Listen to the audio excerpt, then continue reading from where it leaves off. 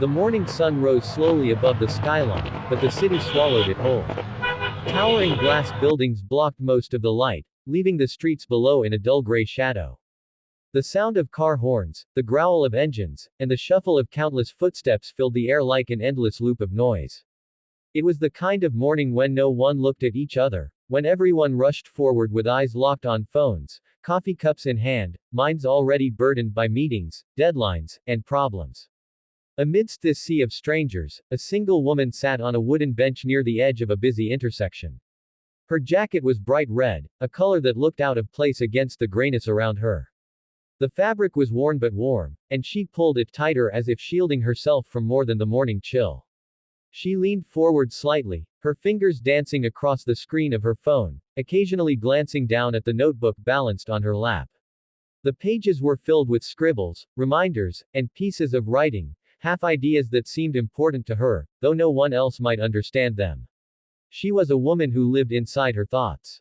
But sitting there wasn't just about writing or waiting. For her, this small wooden bench was a place of routine. She came here whenever the weight of her small apartment felt too much. She had grown used to silence, not because she liked it, but because life had left her with little choice. Years of learning to keep her head down, to avoid confrontation, to move quickly when streets grew dark had built invisible walls around her. She wore that red jacket like armor, though inside she often felt fragile, one word or one hand away from breaking. Not far away, a group of young men lingered at the corner, leaning against a parked car. They laughed loudly, their voices sharp and grating. They weren't in a hurry like everyone else, they had nowhere to be.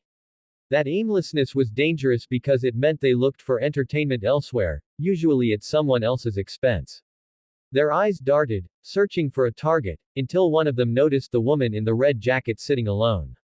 It started with a nudge. One elbowed the other, tilting his chin toward her. The others followed his gaze, and smirks spread across their faces. She hadn't noticed them yet, her focus was still on her notebook. To them, that quietness looked like weakness. In their minds, women alone on the street weren't people, they were opportunities for mockery, for laughter, for proving themselves to each other. Their voices carried across the air. "Hey, what are you writing, sweetheart?" One called out. She didn't respond. Another whistled, long and mocking. The third clapped his hands as if to get her attention. She shifted slightly, her shoulders stiffening, but her eyes stayed down. Ignoring them was a skill she had practiced too many times.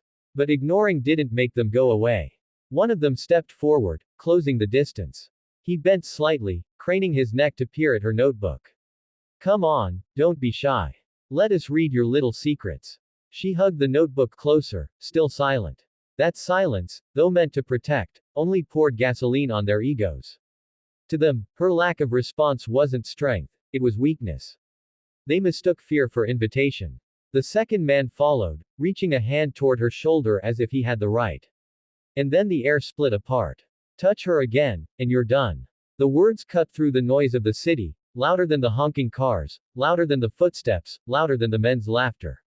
Every head turned instinctively, including hers. On the other side of the street, a man stood like a wall. He wasn't dressed to stand out, just jeans, a gray shirt, and a checkered flannel rolled up to his elbows. But there was something about his stance that drew every eye. His arm was extended, finger pointing directly at the boy whose hand hovered inches from her shoulder. His voice wasn't hysterical or wild. It was calm, steady, but filled with so much force that it seemed to shake the ground. The men froze. They hadn't expected anyone to intervene. Most of the time, people passed by pretending not to notice, too busy or too afraid to interfere. But this man wasn't looking away. His eyes were locked on them, sharp and unwavering, filled with the kind of fire that burned without shouting. The leader of the group scoffed, trying to recover. "Mind your business, old man," he spat, though his voice wavered slightly. The stranger didn't flinch. He took a slow step forward, closing the distance, his gaze never breaking. "She is my business," he said. His tone wasn't about ownership, it was about humanity. Because she is human. Because she deserves respect. Because this ends now. The weight of those words hung in the air. The woman felt her chest tighten, her breath caught between fear and relief. She hadn't expected rescue. She had taught herself not to expect it.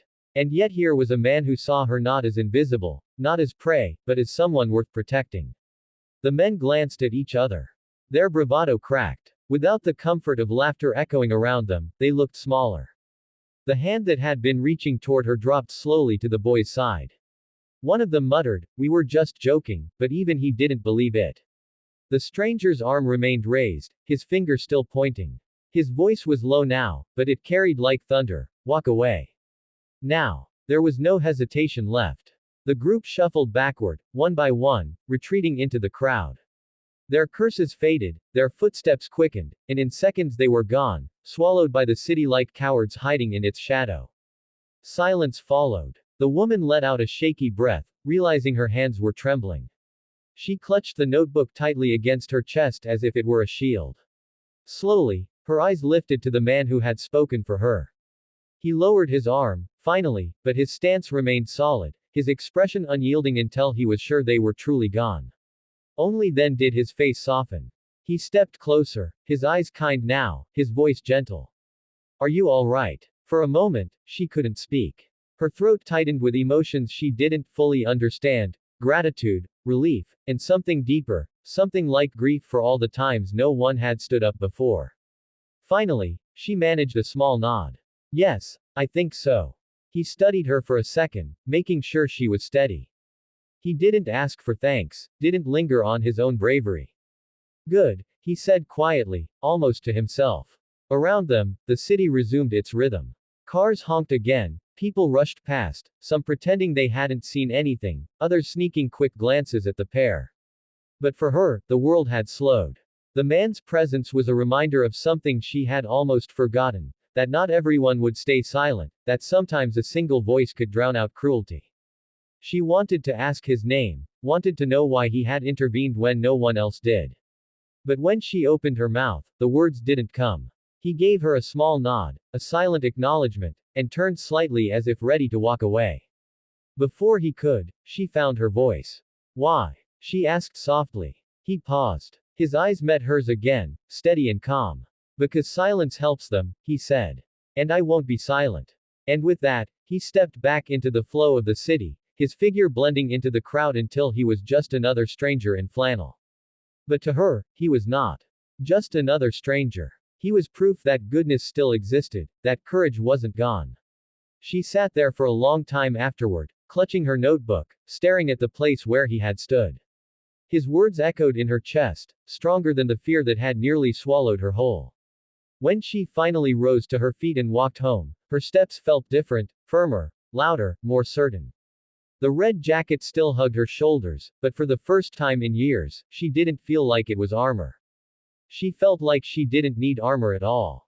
And though she never learned his name, she knew she would never forget him. She would never forget the sound of his voice breaking through the noise of the city. She would never forget the way he drew a line in the sand with nothing more than words. Sometimes, one voice is enough to silence a crowd. Sometimes, one moment can remind you that you are not invisible. And sometimes, a stranger can change everything.